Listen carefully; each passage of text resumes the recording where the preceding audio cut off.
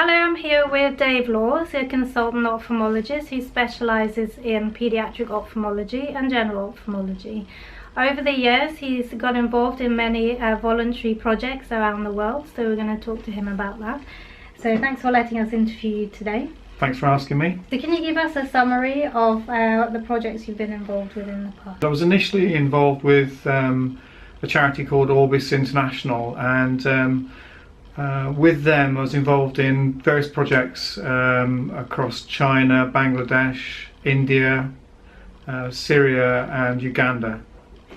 More recently we've been involved with a links project in the Gambia. Okay. So when did you first get involved with these So projects? it's probably about 20 years ago. And why did you get involved? Well, it's a complex thing. I mean, it's one of those things that you kind of think, well, it would be quite an exciting thing to do. So that's a slightly more personal benefit.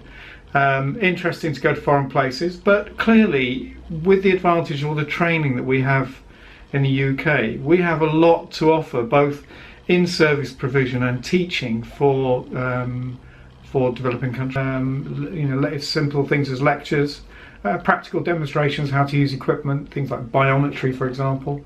So there are lots of things that you might consider relatively simple. A big thing that we got involved with in the Gambia was in sterilisation, disinfection. Oh, yeah. And how did you get involved with it at the beginning? Well, one of the consultants I trained with just mentioned to me that he was going on a trip. Did I want to come? And I think that was to the Swat Valley in Afghanistan. And anyway, things went a bit wrong there, and so we didn't go. But then I subsequently went on my first trip, and they were setting up a service to develop care for children with cataracts, and they've gone on now to be one of the kind of top places in India. It's been very satisfying to have been involved at an early stage in that. Okay, so cataracts are the most common cause of blindness in the world, so it's assumed that ophthalmologists go to do cataract surgery. Is that true? Well, it's very important. It is the commonest cause of blindness. Refractive error is the commonest cause of visual disability, but there's plenty of other things to be involved with. So, as a clinician going to another country, you have to be very aware of what their needs are. So, in my case, it may be paediatric ophthalmology. But glaucoma accounts for 2% of world blindness. And then increasingly things like diabetic retinopathy are becoming more common. So if a trainee wanted to get involved, where would they start? Right, well, there are many ways to get involved. As an individual, you could just fundraise in the UK for one of the many charities that are involved in international eye care.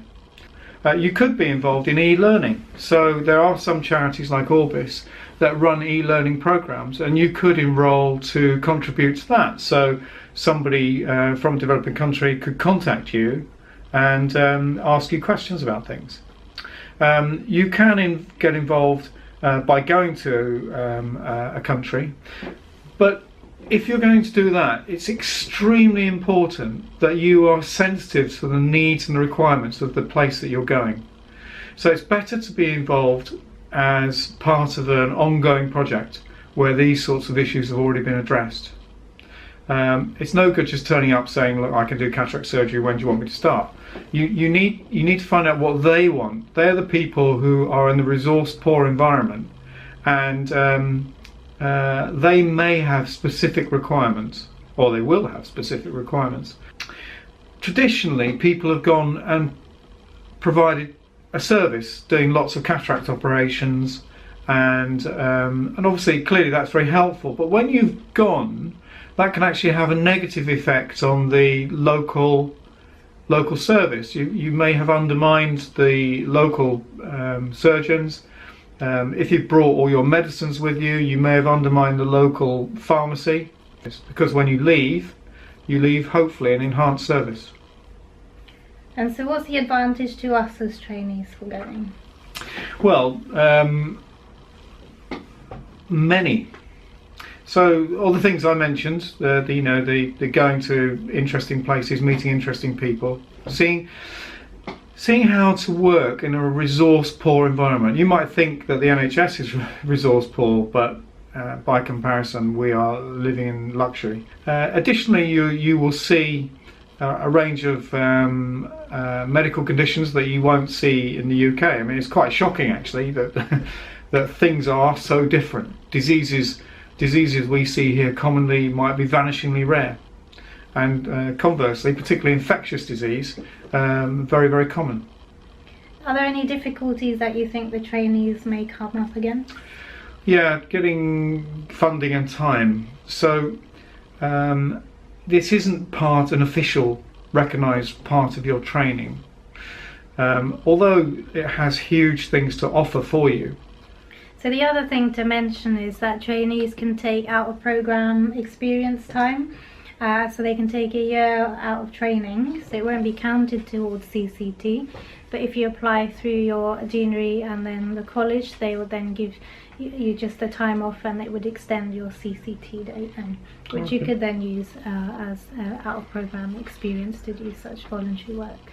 I wasn't aware of that. That's a very good thing. And if you can find your way to offer something for them that they need at that time, do it. Really good fun. Okay, great. Thanks for letting us interview you today. Thanks for asking me. I've really enjoyed it.